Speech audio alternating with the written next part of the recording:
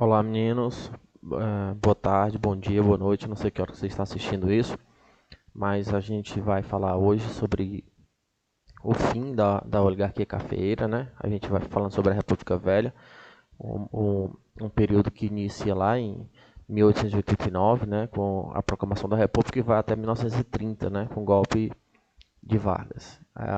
Esse período, nessa aula, a gente vai falar sobre o fim, né, o fim da oligarquia. A gente pode lembrar que a República Velha ela é dividida em duas fases. Ela é dividida em República da Espada, né, que vai de 1889 até 1894, até a criação da Constituição. E aí nós temos a República Oligárquica, que caracteriza a hegemonia cafeicultora, né, a manutenção do governo dos cafeicultores, que vai de 1894 até 1930, né? Uma hegemonia de 36 anos, que eles ficam à frente do governo brasileiro e eles têm algumas características e artimanhas para se manter no governo.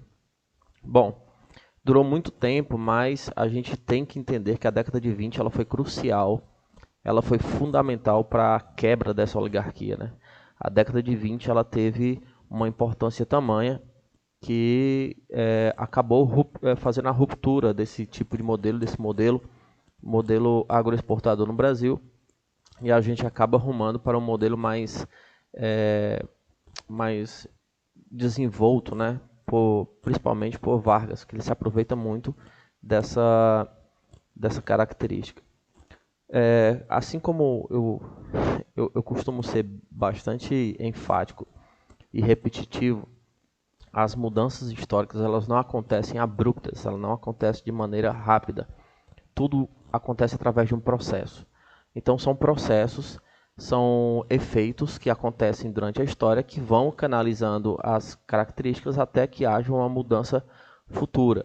Então as características elas vão se acumulando, a sociedade ela vai se acostumando e ela vai moldando a sua maneira de ver o mundo até que aquele modelo antigo ele não faz mais sentido. Então acaba fazendo uma ruptura, ou então uma mudança, ou o que nós chamamos de evolução. Muitas vezes a gente sempre fala que os interesses eles sempre eles nunca deixam de existir, então eles só mudam, né?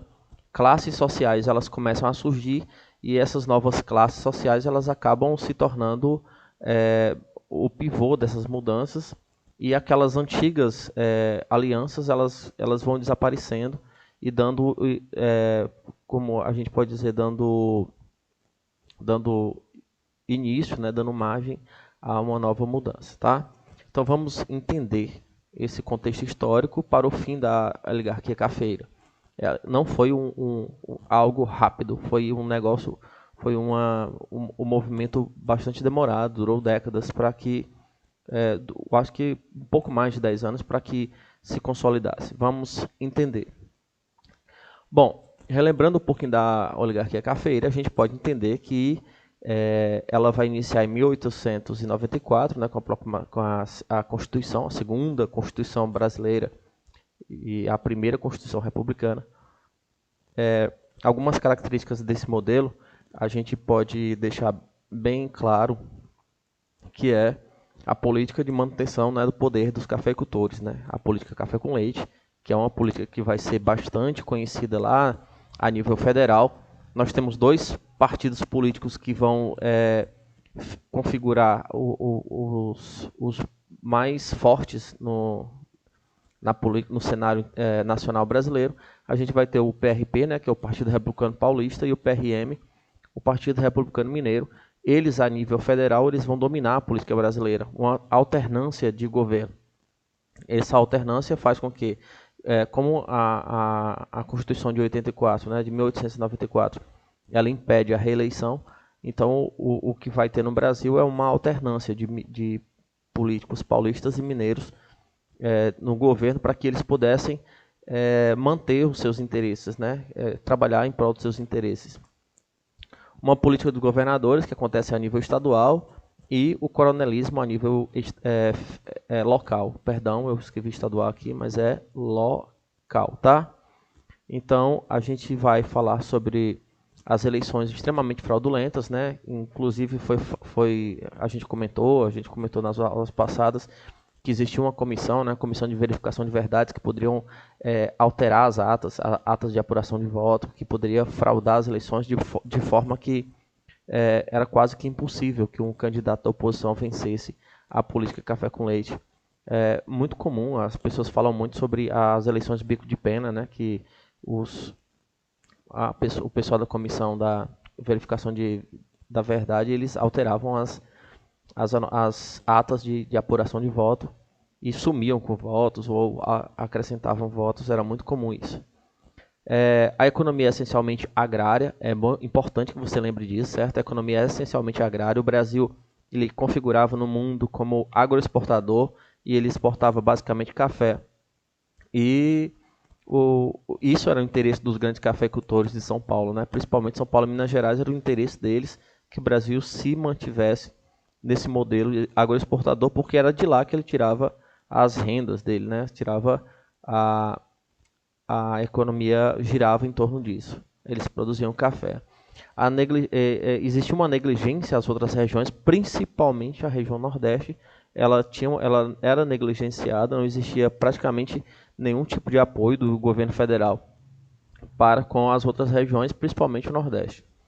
Então a gente vai ter a concentração de poder nas mãos da oligarquia cafeeira e inúmeros problemas sociais, tanto no campo como na cidade. A gente viu nas aulas passadas os movimentos de rebelião, né? Os movimentos rebeldes, tanto no campo quanto na cidade. É importante que vocês lembrem disso, só lembrando um pouquinho da aula passada para que a gente entenda como é que vai acontecer essa ruptura.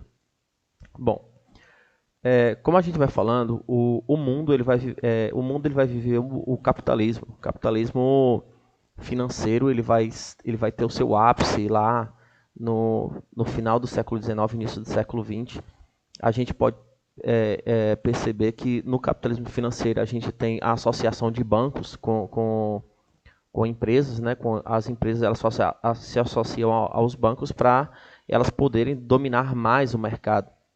Então, dentro do mundo do capitalismo financeiro, a gente vai ter algumas características muito peculiares. Por exemplo, o mundo está se industrializando.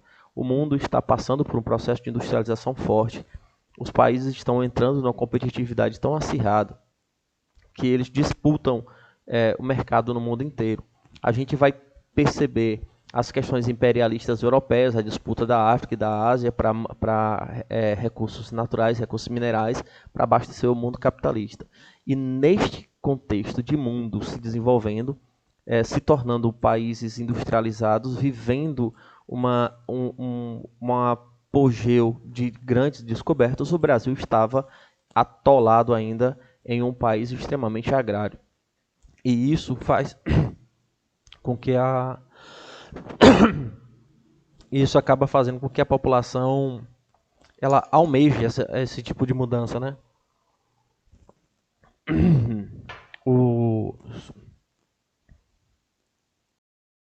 Continuando, e a indústria, ela acaba provocando um movimento natural de urbanização, né? Atrai a população do campo para a cidade. E isso é muito forte nos países desenvolvidos, principalmente nos países europeus, e isso se percebe bastante. Essa industrialização, ela provocando uma característica muito marcante de urbanização. O mundo se tornando urbano, se tornando mais... Alguns valores vão mudando. E muitos dos filhos de cafeicultores, muitos de filhos de barões que moravam no Brasil, eles acabavam estudando na Europa e eles eram influenciados por esse tipo de movimento, esse movimento de urbanização, o crescimento da urbanização, as mudanças de valores, a arte, a cultura, e isso acabava influenciando boa parte dessas pessoas que viviam na Europa, mas eles eram filhos de barão aqui no Brasil, e isso acabava influenciando, de certa forma, uma parcela da população brasileira que fomentava esse tipo de mudança, né? Sair daquele modelo arcaico, aquele modelo agrário exportador, e passar por um modelo mais arrojado, né? Que é o industrial. O Brasil, preso em heranças imperialistas, estritamente agroexportador, característico de uma oligarquia, ou seja, o governo de poucos. O Brasil é eminentemente rural e uma industrialização muito parca, muito fraca. a exemplo do que vinha acontecendo no mundo. E essa industrialização ela acaba se tornando uma tendência mundial, né? A mão de obra, a urbanização, ela acaba se tornando, por exemplo, a necessidade de mão de obra na cidade e também para o mercado consumidor em matéria-prima. Então, esse aqui é o principal ponto de análise que a gente pode entender sobre a ruptura do modelo cafeicultor. O mundo está em transformação. O mundo está aspirando industrialização. E o Brasil atolado no nível de café e agroexportador. Tá? A gente precisa entender que a Primeira Guerra Mundial ela teve um papel fundamental de agilizar, né, de intensificar esse processo de industrialização no Brasil. A gente já viu isso em outras aulas. Por exemplo, quando a Europa, que era extremamente industrializada, alguns países eram industrializados, eles começaram a Primeira Guerra Mundial, o Brasil ele se aproveita, né, alguns setores brasileiros se aproveitam esse vácuo que acontece no mercado europeu para iniciar o seu primeiro surto industrial. O Brasil ele vai se industrializar para abastecer o mercado europeu daquilo que eles não estão podendo produzir por conta da guerra. Então o Brasil ele vai se industrializar para substituir importações, que essa industrialização vai ser muito forte. Segundo alguns livros que eu estava vendo, diz que eles aumentou aqui no Brasil mais de 3 mil unidades fabris aqui no Brasil nesse período. E esse surto industrial ele acaba atraindo a população do campo, né, que eles aspiram a melhor qualidade de vida, e vai surgir no Brasil uma classe nova, uma classe operária, uma classe que vai trabalhar na cidade. E essa classe é de gigante, de maior classe europeu, certo? Ou seja, de pessoas europeias. Por quê, professor? Porque vocês entendam que em 1888 nós tivemos a abolição da escravatura. Então, com a abolição da escravatura, os cafeicultores eles optaram por trazer imigrantes europeus para o Brasil, para trabalhar nas lavouras de café, substituindo a mão de obra escrava. Aí é o X da questão que eu quero que vocês entendam. Se a gente olhar para o calendário europeu, a gente voltar lá em 1860, 1870, que vai acontecer a Primavera dos Povos lá na França, né? Aquele movimento de afloramento social, vão surgir ideias marxistas, ideias socialistas, ideias anarquistas e anarcossindicais, e estes imigrantes europeus eles vão ter e vão trazer essa bagagem europeia dentro do um conceito formado para dentro do Brasil. E estes imigrantes eles acabam trazendo influências europeias de pensamentos e filosofias europeias aqui para o Brasil. E isso vai ser um marco muito grande, muito forte para as melhorias de condições de trabalho no Brasil. A gente vai entender isso lá na frente. Então essa classe operária que vai surgir com o surto industrial vai ter uma importante contribuição do imigrante europeu para que isso seja formado. Então essa necessidade de melhoria de condições de trabalho vai fazer com que o Brasil adote uma nova postura em relação ao trabalho, principalmente o rural, o urbano. Bom, o crescimento urbano provocado por este surto industrial, nós vamos ter o crescimento urbano porque a indústria ela é um fenômeno essencialmente urbano e isso provoca uma migração muito grande da população do campo, aquelas que são flageladas, aquelas que são esquecidas pelo governo, o governo central, né, a oligarquia cafeeira, eles procuram melhorar a sua vida na cidade grande e acabam migrando para essa cidade. Então nós vamos ter o surgimento de atividades urbanas, né? Por exemplo, com a migração, nós vamos ter o surgimento de uma nova classe, uma classe burguesa, né? A burguesia industrial, aquelas pessoas que vão enriquecer muito com as novas indústrias. E essa burguesia, elas vão ter necessidade de melhores condições da cidade, né? Trilhos, iluminação, e isso não era de grande importância para os grandes cafeicultores, porque eles estavam mais preocupados com o campo. Mas essa burguesia, ela tinha necessidade dessa melhoria na cidade, porque quanto mais preparada a cidade fosse, quanto mais tivesse uma base de preparação, melhor assistida as indústrias seriam. Então, esta classe oligárquica acaba sendo desinteressante para essa burguesia. E nós temos aqui, pessoal, mais duas classes sociais que não são classes muito afins, né, com afinidade com a oligarquia cafeeira, nem a classe operária, que está pedindo melhores condições de trabalho, tanto no campo quanto na cidade, como a burguesia industrial, aquele que emprega. Então, a necessidade de infraestrutura nas cidades, ela se torna latente. E mais, pessoal, a gente pode perceber que com o crescimento das cidades, né, quando as cidades vão crescendo, e essas cidades acabam aparecendo serviços urbanos, serviços como médicos, advogados, como arquitetos, engenheiros. E isso surge, pessoal, uma nova classe média que vai aspirar condições ou aspirar participação política, porque coisas que eles não tinham.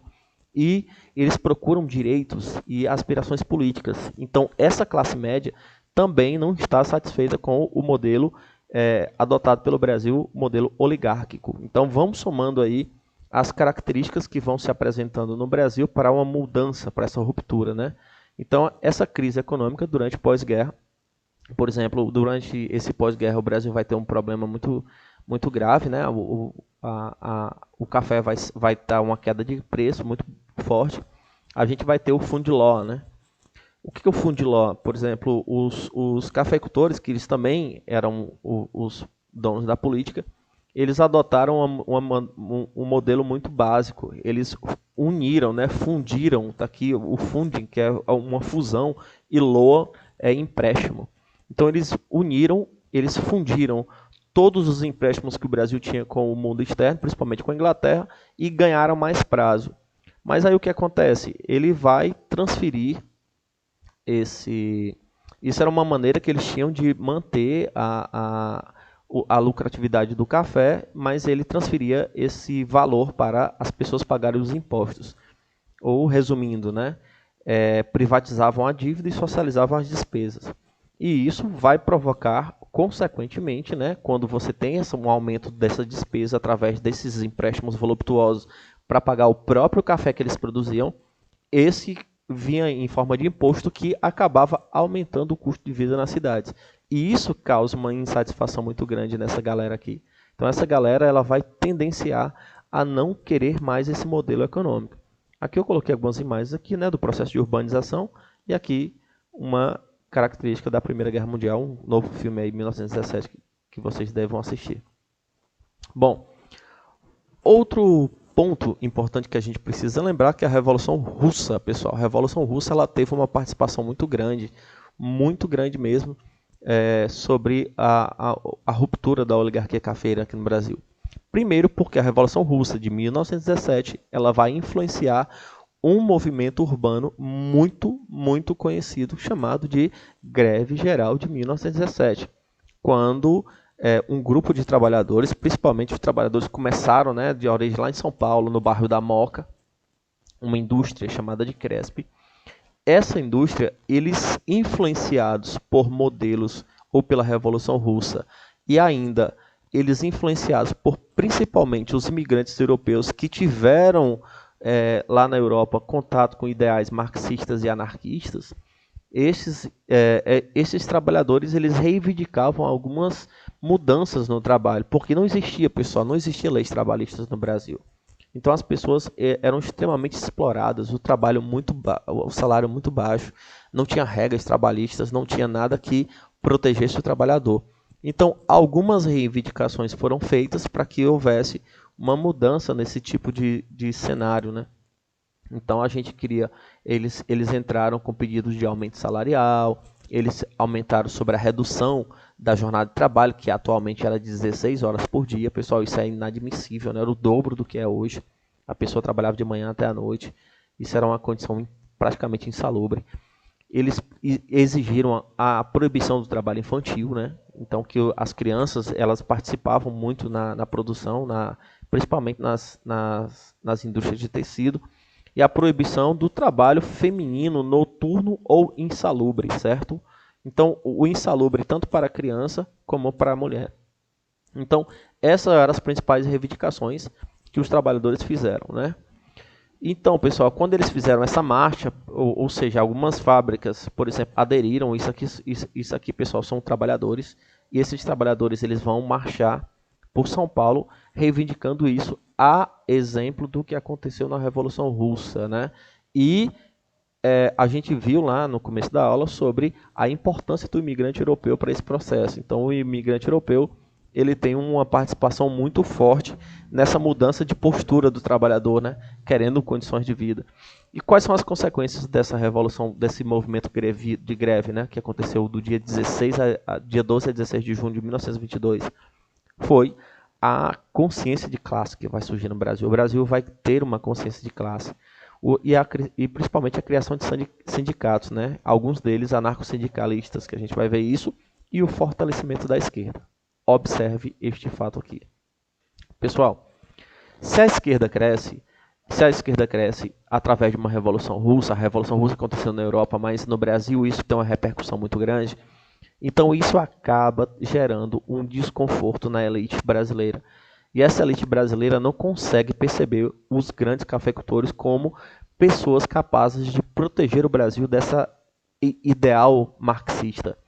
Então, essa elite cafeicultora, eles exigem, né, uma mudança o mais rápido possível para um cenário em que o próximo líder brasileiro, ou líderes, ou classe, possa proteger o Brasil de uma possível investidura na esquerda, né? Que o Brasil pudesse entrar no viés mais de esquerda. Então, aquela classe, principalmente a burguesia, ela tende a se tornar extremamente preocupado com esse tipo de mudança. Outro fenômeno que vai acontecer bastante importante para esse momento é a Semana de Arte Moderna, né? Então, a Semana de Arte Moderna, ela vai comemorar o centenário da independência do Brasil, né? O centenário, que a independência do Brasil aconteceu em 1822. E nós vamos ter o fim da primeira o aniversário da independência e comemorar o fim da Primeira Guerra Mundial. E essa Semana de Arte Moderna, ela vai provocar uma mudança muito drástica na cultura, na arte, na música, na literatura. Eles vão fazer uma ruptura com aquele negócio muito clássico, muito moderno, muito arcaico, né? Eles vão fazer uma ruptura com o que eles chamavam de o parnasiano, aquela coisa muito bem acabadinha, muito bonitinha. Então eles queriam fazer uma mudança, né? Queriam fazer uma mudança nessa arte, mas isso em forma de crítica, né? Então eles estavam, na verdade, criticando o modelo europeu, porque os cafeicultores eles adotavam muito a arte europeica, né? Porque o ideal brasileiro era uma arte europeia. Então, essa Semana de Arte Moderna, ela vai ter uma valorização, por exemplo, ela vai tendenciar uma valorização da identidade cultural brasileira, então ela vai romper com uma crítica ao parnasiano e uma liberdade de expressão, tanto na arte, né, quanto na literatura. Então, quais as influências? As principais influências dessa Semana de Arte Moderna vai ser o futurismo, a gente pode perceber nessa arte aqui. Então, essa aqui é uma arte futura, né, que ela tende a projetar fenômenos de caráter adiantado. O cubismo, né, que a gente pode perceber aqui nessa arte aqui embaixo, são formas geométricas retratadas na paisagem.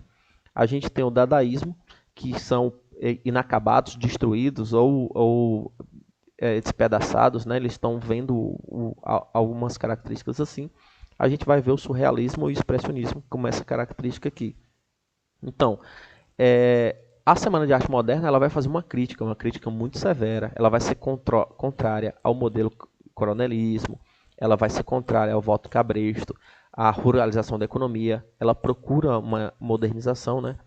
E alguns nomes principais que vão ser citados nessa Semana de Arte Moderna, né? O Mário de Andrade, Oswaldo de Andrade, Anito Malfatti. Então, essas pessoas, né, a Tarsila de Amaral, são pessoas que vão aparecer nessa Semana de Arte Moderna e vão influenciar esse tipo de pensamento, tá? De ruptura. Bom, e a gente não pode deixar de lado o movimento tenentista, né? Esse movimento tenentista de 1922, observe essa data, viu, pessoal? Impressionante essa data, como a grande maioria dos eventos que acontecem para a ruptura da oligarquia cafeeira vão acontecer nessa data. Essa data ela tem uma importância bastante singular para isso. Então, o movimento tenentista, né? O tenentismo, ele vai acontecer que alguns militares, principalmente de baixa patente, eles vão tentar fazer um movimento de moralização do Brasil. eles vão tentar acabar com as fraudes, as eleições fraudulentas, com a política café com leite, a influência do coronel nas eleições. Então, algumas características que esses tenentes eles estão procurando para fazer uma ruptura, né? Uma mudança no Brasil. E esse episódio vai iniciar com um episódio muito pouco conhecido, chamado de o episódio das cartas falsas, ou seja, vai ser atribuído umas cartas falsas a Arthur Bernardes, né, que ele era candidato a presidente, e ele tinha supostamente colocado estas cartas ao Hermes da Fonseca, que era militar. Então, pessoal, vai criar um atrito muito grande entre o governo federal e os militares a partir dessas cartas falsas. Segundo as cartas foram publicadas nos jornais, atribuíram que Arthur Bernardes tinha criado essas cartas e colocado, chamando de os militares e algumas palavras muito vexaminosas, tá? Então, Arthur Bernardes, como de costume, ele se tornou presidente, mas ele vai ficar extremamente chateado com os militares e a primeira medida que ele vai tomar vai ser fechar o clube militar. Pessoal, quando ele fecha o clube militar, aí nós temos uma ruptura, né, do governo central. O governo cafeicultor ele vai se distanciar de uma classe dos militares. E pouco tempo depois o Hermes ele morre, né? Ele morre um ano depois, o Hermes da Fonseca, mas não por essas causas, mas por causas naturais. E aqui a gente vai atender uma crise da oligarquia com os militares. Preste atenção. Então a gente já viu que a burguesia industrial, os operários, a classe média já não estão satisfeitos com o governo oligárquico. Agora também os militares, com essa ruptura, né, da oligarquia cafeira com os militares, vai gerar um movimento muito forte de tentar tirar esse governo oligárquico que vem se arrastando há muito tempo. Então, o que vai acontecer? Um marco inicial vai ser a revolta dos 18 do Forte de Copacabana. Por que ela tem esse nome? Porque 18 militares, na verdade eram 17, um era civil, eles decidiram atacar o Forte de Copacabana, só eles, né? Eles foram a pé para atacar, eles foram praticamente todos assassinados, se não me falha a memória, só sobrou 2 vivos, mas eles se tornaram um marco, né, de insatisfação dos militares com os cafeicultores. E futuramente nós vamos ter outro movimento tenentista, né, que vai ser a Coluna Prestes, que vai ser de 1925 a 27. Nós vamos ter a presença do Luiz Carlos Prestes, esse cara bem que assim. Ele vai caminhar o Brasil todo, aproximadamente 20 mil quilômetros, a pé. Ele vai tentar formar uma base aliada que pudesse enfrentar os cafeicultores. Esse movimento ele vai ser muito repreendido lá na frente, mas também não vai dar certo. Mas ele diz respeito que os militares não apoiam a oligarquia. Então, quais são as principais características desse movimento tenentista? Ele é um movimento elitista, certo? Um movimento baseado na elite. Ele é reformista, que ele pretende reformar o Brasil. Ele tem um caráter extremamente nacionalista. Lembre disso, viu, pessoal? Porque nessa década de 20 nós já temos a influência do fascismo, o nascimento de ideias fascistas aqui, tá bom? Então nós temos o movimento nacionalista e autoritarismo. Então, esses tenentes, eles tinham uma visão extremamente salvacionista, né? Que através da luta armada, eles pudessem moralizar o Brasil. Bom, e a gente não pode deixar de lado que a crise de 29, né? Que foi a cereja do bolo para a saída dos cafeicultores. Então, a crise de 29 ela vai ter um papel fundamental nisso, que foi a decretação, né? Vai decretar a falência dos cafeicultores, porque o mundo que vivia e comprava o café, ele não vai comprar mais, porque o liberalismo ele entrou em crise, né? O capitalismo ele entrou em crise, não se compra mais café no mundo. E, pessoal, a crise da superprodução provocada pelo American Way of Life, ela vai gerar um caos aos cafeicultores, e isso vai ter um movimento de ruptura muito grande, porque a oligarquia ela não tem apoios, né? Ela não tem, se vocês viram até aqui, que não tem apoio nenhum de ninguém para formação desse modelo, tá bom? Então a crise nos principais consumidores de café, principalmente Estados Unidos e Inglaterra, vai levar a um estoque gigante de café no Brasil, no Porto de Santos, e esses cafeicultores eles vão ter vão ficar desesperados para se safar ou sair disso. Bom, e qual vai ser a crise política, pessoal? A crise política vai ser o fim da oligarquia, principalmente o fim da política café com leite. Por quê?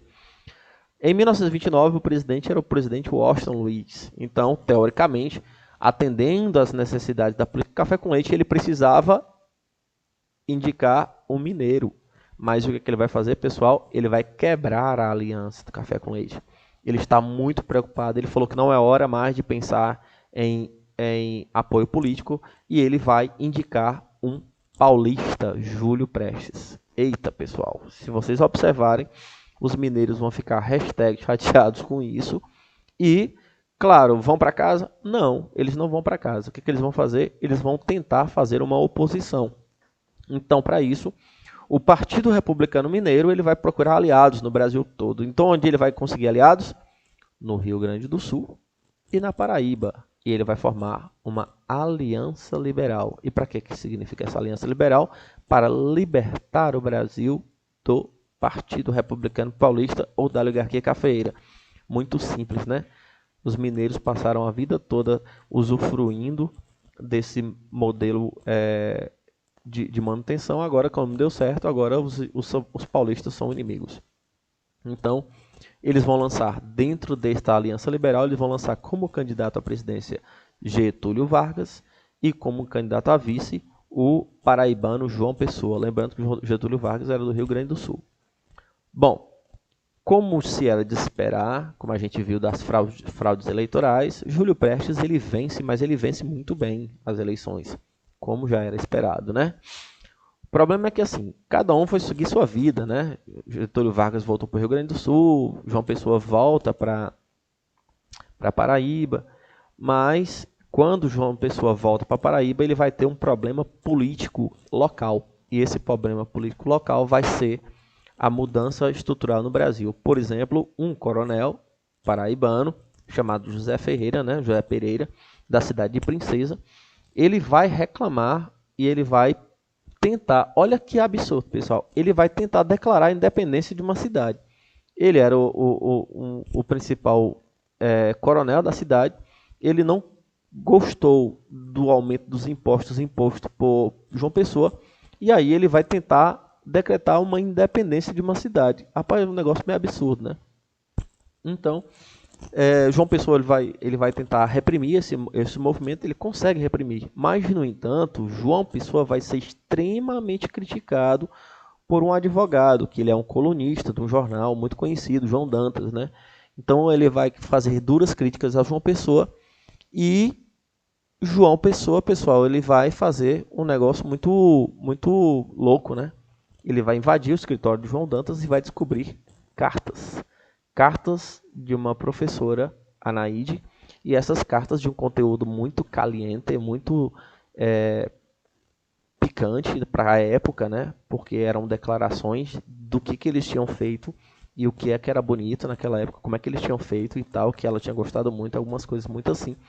E isso foi publicado no jornal por João Pessoa. João Pessoa ordenou a publicação do jornal local. Todas as pessoas leram as cartas de João Dantas para Anaíde. O que é que vai acontecer? A Anaíde vai cometer suicídio, porque ela não aguenta tanta pressão. Naquela época, a moral era muito reservada, as mulheres precisavam ser muito reservadas, o amor vai causar esse tipo de ruptura. E o que é que vai acontecer? João Dantas ele vai ser demitido, ele vai morar agora em Recife. E uma bela manhã, ele encontra João Pessoa numa floricultura. O que é que ele faz, galera? Claro, ele vai lavar a honra dele. Então ele vai assassinar João Pessoa com 3 tiros. E João Pessoa ele vai morrer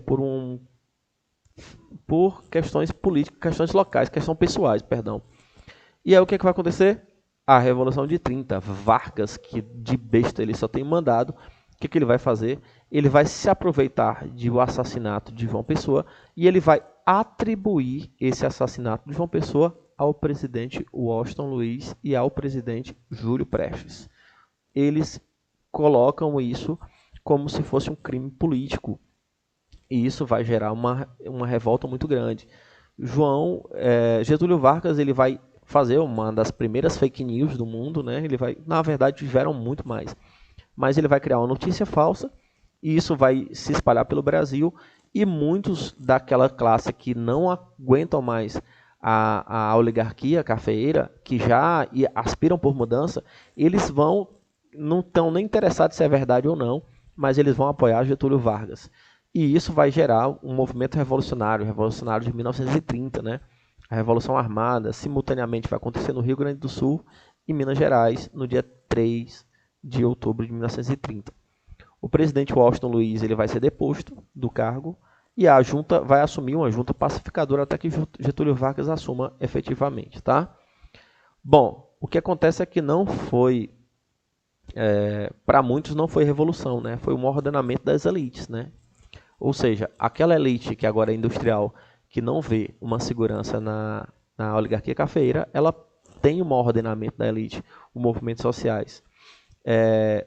Por exemplo, nós temos a fala, né, do governador mineiro, ele fala, façamos a revolução antes que o povo faça. Ou seja, façamos quem? Elite. A elite, nós precisamos fazer a revolução antes que o povo faça. E isso era muito latente nessa época. Então, quem estava apoiando esse movimento revolucionário e quem estava do lado de Vargas para derrubar a oligarquia cafeeira? A gente pode perceber que os tenentes, extremamente descontentes com o rumo que o Brasil tinha vindo, né?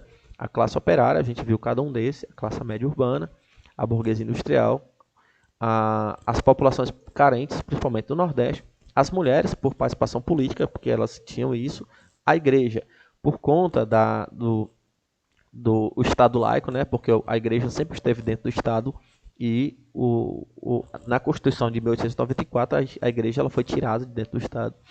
Os mineiros, claro, que eles queriam a saída dos paulistas e os nordestinos. E aí, pessoal, essa galera ela vai apoiar Getúlio Vargas, mas elas esperam algo em troca. E a gente vai perceber isso agora. Vamos dividir essa aula em duas para não ficar muito extensa, tá? Então, na próxima aula, a gente vai falar sobre a Era Vargas, começando em 1930 e vai até 1945. Um grande abraço e até a próxima.